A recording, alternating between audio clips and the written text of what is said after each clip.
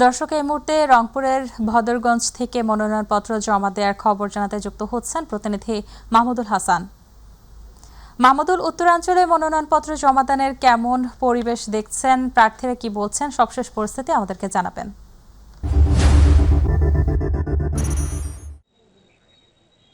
জি সাহিলী, যেমনটা আসলে জানতে চেয়েছেন, আপনাকে বলে রাখি যে আজকে যেহেতু আসলে মনোনয়নপত্র জমাদানের শেষ দিন, সেই ক্ষেত্রে আমরা দেখেছি যে প্রার্থীরা তাদের যে কর্মী সমর্থকদের সাথে নিয়ে কিন্তু আমরা দেখেছি যে তারা বিভিন্নভাবে এই উপজেলা যে নির্বাহী কর্মকর্তার কার্যালয়ে এবং বিভিন্নভাবে আমরা দেখেছি যে জেলা যে রিটার্নিং কর্মকর্তার কার্যালয়েও কিন্তু তারা তাদের যে মনোনয়ন সেটি কিন্তু জমাদান করছেন। আমি এই মুহূর্তে রয়েছি রংপুরের বদরগঞ্জ। এটি কিন্তু রংপুরের যে বদরগঞ্জ এবং তারাগঞ্জ নিয়ে যে রংপুর 2 আসন, এই সংসদীয় 2 আসনে কিছুক্ষণ আগেই এখানে মনোনয়নপত্র জমা দিলেন যে জামাতের কেন্দ্রীয় যে secretary general ATM Azharul Islam. তিনি দাঁড়িপাল্লা প্রতীকে এখানে আসলে লড়বেন এবং এর আগে আপনাকে জানিয়ে রাখি যে এখানে আসলে জাতীয় পার্টি এবং বিএনপি থেকে মোহাম্মদ আলী এবং জাতীয় পার্টি থেকে যে আনিস মণ্ডল, ইতিমধ্যে 3টি মনোনয়নপত্র কিন্তু এখানে আসলে জমাদান করেছেন প্রার্থীরা। এবং আমরা দেখেছি যে সকাল থেকে গতকালকেও আমরা দেখেছি যে প্রার্থীরা বিভিন্ন দলের যারা প্রার্থী রয়েছেন,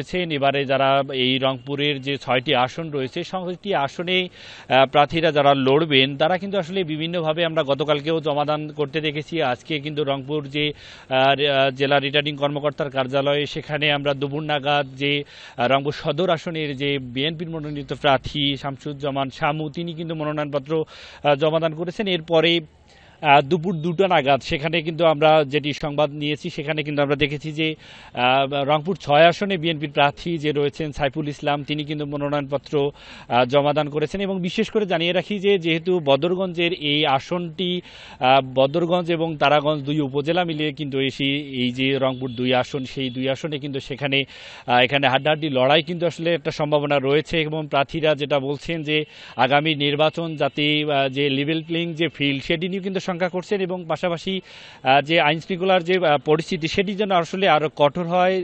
প্রার্থীরা তাদের যে প্রচারণা থেকে শুরু করে তারা যেন ভোটারদের দ্বারে দ্বারে যেতে পারে এবং তাদের যে নিরাপত্তার নিশ্চয়তা সেটিও কিন্তু চাচ্ছেন। বিশেষ করে আমরা ভোটারদের সাথে কথা বলছি, ভোটাররা যেটি বলছেন যে তাদের প্রার্থী যারা পছন্দের প্রার্থী তাদের যেন নির্বিঘ্নে ভোট কেন্দ্রে গিয়ে তাদের যে ভোট সেটি যেন প্রদান করতে পারে। পাশাপাশি যে